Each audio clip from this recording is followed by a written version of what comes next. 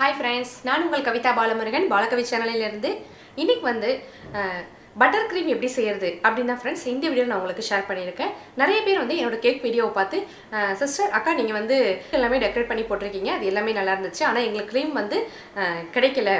அப்ப வீட்லயே ரெடி பண்ற மாதிரி ஒரு க்ரீம் வீடியோ போடுங்க அப்படினு சொல்லி கேட்டிருந்தாங்க. அப்ப அவங்களுக்குலாம் இது யூஸ்ஃபுல்லான வீடியோவா இருக்கும் அப்படினு சொல்லி தான் நான் போட்டுருக்கேன். பட்டர் நமக்கு எப்போதுமே ஈஸியா அவேலபிளா நமக்கு மார்க்கெட்ல கிடைக்கும்.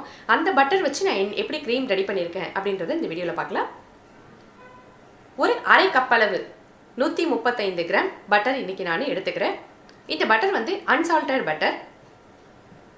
இந்த பட்டர் க்ரீம் ரெடி பண்றதுக்கு முன்னாடி ஃப்ரிட்ஜில இருந்து ஒரு 3 to 4 hours பட்டரை வெளியில வச்சிடணும். நல்ல ஒரு ரூம் டெம்பரேச்சருக்கு இருக்கணும்.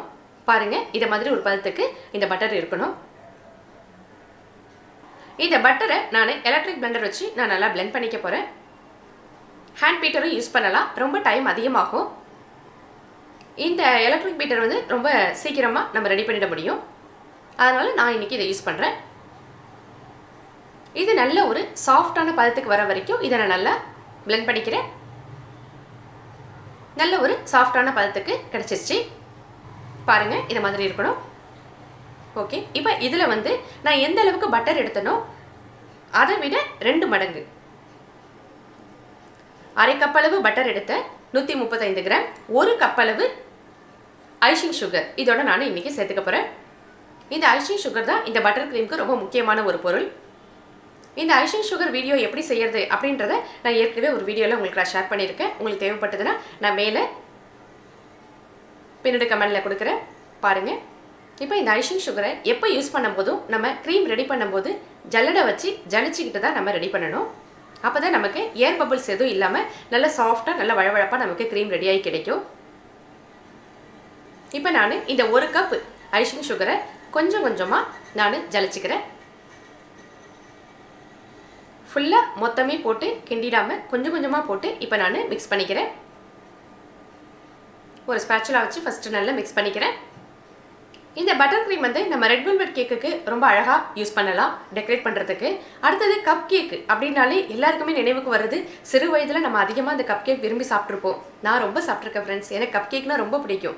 இந்த கேக் வந்து நான் கற்றுக்கிட்டதுக்கான முதல் விஷயமே வந்து இந்த கப் கேக் தான். கப் கேக்னா அவ்வளோ ஒரு ஃபேவரட்டாகவே நான் விரும்பி சாப்பிடுவேன். அதுலேயும் இந்த பட்டர் க்ரீம் உள்ள கப் கேக் அப்படின்னா ரொம்ப பிடிச்சி போயிடும். இந்த பட்டர் க்ரீம் வந்து இந்த கப் கேக்கில் அதிகமாக ஃபேமஸாக யூஸ் பண்ணுவாங்க. அதே விதமான டேஸ்ட்டில் எப்படி நம்ம சிறு வயதில் அந்த பட்டர் க்ரீம் செஞ்சு கடையில் வாங்கி சாப்பிட்ருக்கோமோ அதே டேஸ்ட்டில் பர்ஃபெக்டாக இருக்கும் ஃப்ரெண்ட்ஸ் இந்த க்ரீம். இப்போ நான் மிக்ஸ் பண்ணதை திரும்பவும் நல்லா பிளெண்ட் பண்ணிக்கிறேன். இப்போ ஓரளவுக்கு பிளெண்ட் ஆகிடுச்சு. திரும்பவும் மீதமுள்ள பவுடர் ஐசிங் சுகரை நான் ஜலிச்சு எடுத்துக்கிறேன். இதையும் நான் நல்லா மிக்ஸ் பண்ணிவிட்டு நல்லா பிளெண்ட் பண்ணிக்கிறேன். பிளெண்ட் பண்ண நமக்கு ஒரு நல்ல திக்கான பதம் கிடைக்கும். பாருங்கள் நல்ல ஒரு திக்கான கன்சிஸ்டன்சி கிடைச்சிருச்சு. இப்போ இது வந்து நமக்கு க்ரீம் ரெடி பண்ணுறதுக்கு ரொம்ப ஹெல்ப்ஃபுல்லாக இருக்கும்.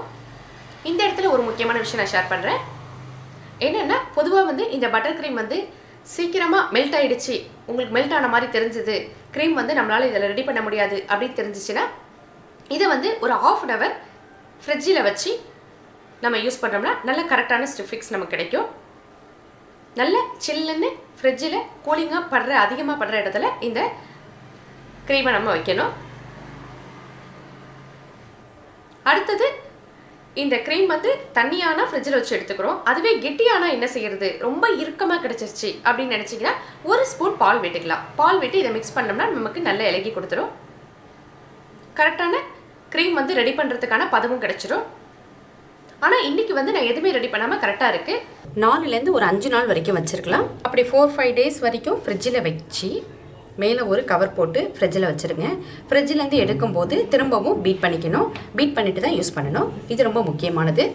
இந்த க்ரீமில் உங்களுக்கு நான் கேக் வந்து டெக்கரேட் பண்ணி காமிக்கிறேன். வாங்க இன்றைக்கி இந்த கப் கேக்கில் டெக்கரேட் பண்ணலாம். வாவ் எவ்வளோ செமையாக அழகாக நல்லா ஒண்டர்ஃபுல்லாக வருது பாருங்கள். செமையாக இருக்குது ஃப்ரெண்ட்ஸ். பார்க்கவே ரொம்ப ஆசையாக இருக்குல்ல. எல்லாருக்குமே ஒரு ஃப்ளேவர் பிடிக்கும். இதில் வெனிலா எசன்ஸ் தேவைப்பட்டதுன்னா விருப்பம் உள்ளவங்க இதில் ஆட் பண்ணிக்கலாம். நீங்களும் கண்டிப்பாக ட்ரை பண்ணி பாருங்கள் ஃப்ரெண்ட்ஸ். க்ரீம் இல்லை எப்படி நம்ம கேக் செய்யறது, எப்படி கேக் டெக்கரேட் பண்ணுறது அப்படின்ற இதுவே வேண்டியில்லை. சூப்பராக பர்ஃபெக்டாக நம்மளும் இந்த வீட்டில் பட்டர் க்ரீம் வச்சு பர்ஃபெக்டாக ரெடி பண்ணிடலாம். உங்களுக்கு இந்த வீடியோ பிடிச்சிருந்தா மறக்காம லைக் பண்ணுங்க, உங்க ஃப்ரெண்ட்ஸுக்கு ஷேர் பண்ணுங்க, பாலகவி சேனலை சப்ஸ்கிரைப் பண்ணுங்க ஃப்ரெண்ட்ஸ். தேங்க்யூ ஃபார் வாட்சிங். பாய்.